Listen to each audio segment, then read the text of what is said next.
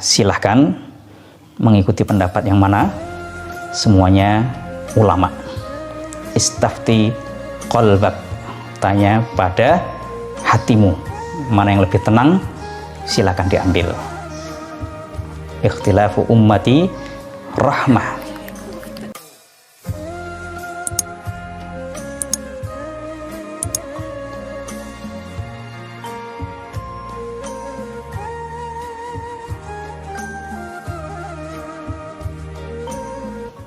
Assalamualaikum warahmatullahi wabarakatuh. Alhamdulillahi wa kafah, wassalatu wassalamu ala rasulillahil mustafa wa ala alihi wa sahbihi ahlil wafa.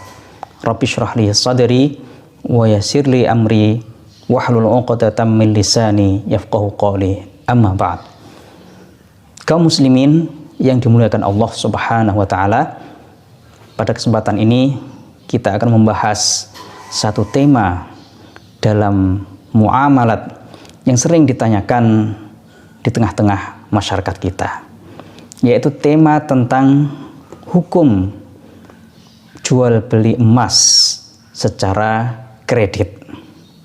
Masyarakat muslimin yang dimuliakan Allah Subhanahu wa taala, kalau kita buka hadis-hadis Nabi SAW, sudah banyak pembahasan tentang masalah ini. Dalam hadis dijelaskan kalau jual beli emas itu ada ketentuan-ketentuannya.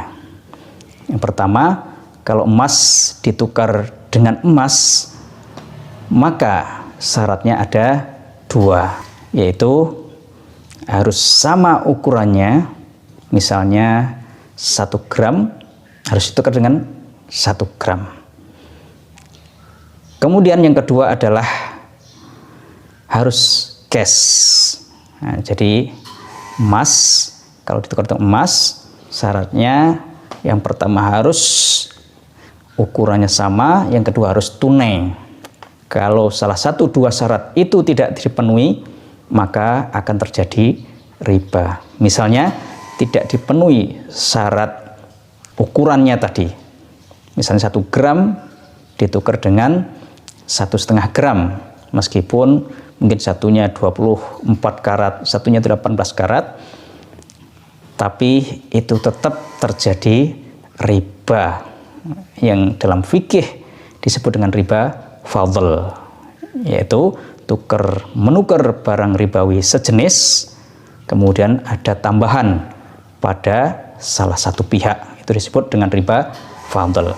Kalau syarat kedua tidak terpenuhi, yaitu tidak tunai, maka akan terjadi riba yad. Ini dalam mazhab Syafi'i, yaitu adanya penundaan serah terima dalam menukar barang ribawi. Ketika ditunda serah terimanya, maka terjadi riba yad. Kemudian kalau emas ditukar dengan perak atau ditukar dengan uang, maka syaratnya tinggal satu, yaitu harus tunai. Jadi kalau kita beli emas, disyaratkan emas sudah diserahkan sekarang, dan juga uangnya juga diserahkan sekarang juga saat melakukan transaksi atau akad. Ini dijelaskan dalam hadis az-zahabu bil-zahab wal fiddatu bil fiddah, dengan hadis yang panjang. Kemudian di akhirnya dijelaskan mislan bimislin sawaan bisawain yadan biyadin. Kalau emas ditukar dengan emas, perak dengan perak, dan seterusnya, maka harus mislan bimislin, harus sama ukurannya. Kemudian harus yadan biyadin, harus cash.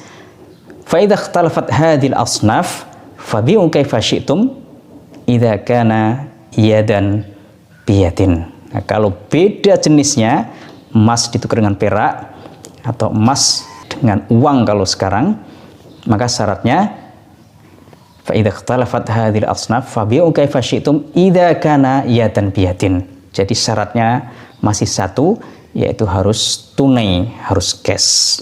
Kalau tidak tunai, maka akan terjadi riba yat tadi itu, yaitu adanya penundaan tukar menukar barang ribawi, ditunda keduanya atau salah satunya.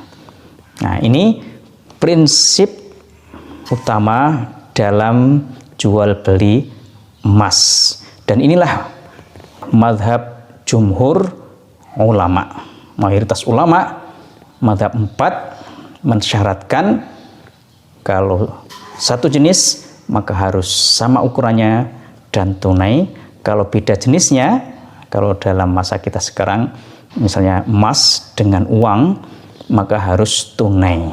Tidak boleh ada penundaan serah terima baik keduanya atau salah satunya. Ini jumhur ulama mensyaratkan itu, termasuk mazhab 4. Tapi ada satu qaul, satu pendapat ulama mutaakhirin, yaitu Imam Ibnu Taimiyah, mengatakan bahwa dulu memang disyaratkan seperti itu karena emas dan perak itu merupakan alat tukar.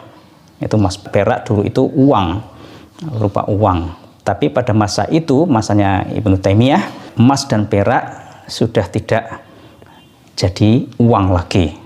Makanya menurut beliau, emas dan perak saat itu sudah menjadi barang komoditi, sehingga syarat tukar menukar emas yang diharuskan cash menurut beliau tidak berlaku lagi, karena emas pada masa itu sudah menjadi barang komoditi. Dan pendapat inilah yang diambil oleh Darul Ifta Al-Misriyah, fatwa lembaga fatwa Mesir, mengambil pendapat Ibnu Taimiyah, jadi tidak mensyaratkan cash dalam jual beli emas, termasuk fatwa MUI tentang jual beli emas ini. DSN, Dewan Syariah Nasional MUI, juga tidak mensyaratkan cash dalam jual beli emas berdasarkan pendapat Ibnu Taimiyah tadi itu.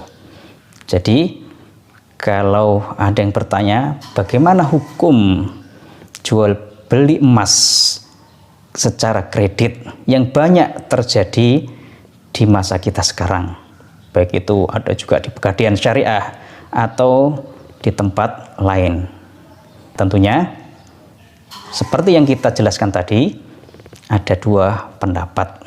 Kalau menurut jumhur ulama, mayoritas ulama tidak membolehkan jual beli emas secara kredit karena syaratnya tadi harus cash, harus tunai. Kalau ada penundaan salah satu atau keduanya, maka tidak dibenarkan.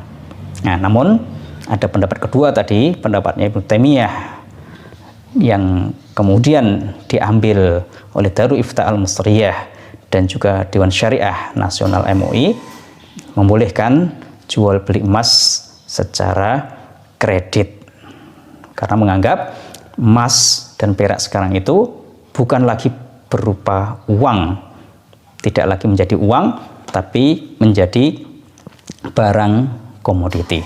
Silahkan mengikuti pendapat yang mana, semuanya ulama. Mengikuti jumhur ulama, silahkan mengikuti pendapat MUI, Dewan Syariah Nasional MUI, atau Darul Ifta Al-Misriyah yang mengambil pendapat Ibnu Taimiyah tadi, ya boleh juga karena mengikuti para ulama. Semuanya istafti qalbak, tanya pada hatimu, mana yang lebih tenang, silakan diambil. Ikhtilafu ummati rahmah, perbedaan pendapat umatku menjadi rahmat. Demikian ma'asyiral muslimin yang dimuliakan Allah Subhanahu wa taala, pembahasan kita pada kali ini mudah-mudahan bermanfaat. Wabillahi taufiq. Wassalamualaikum warahmatullahi wabarakatuh.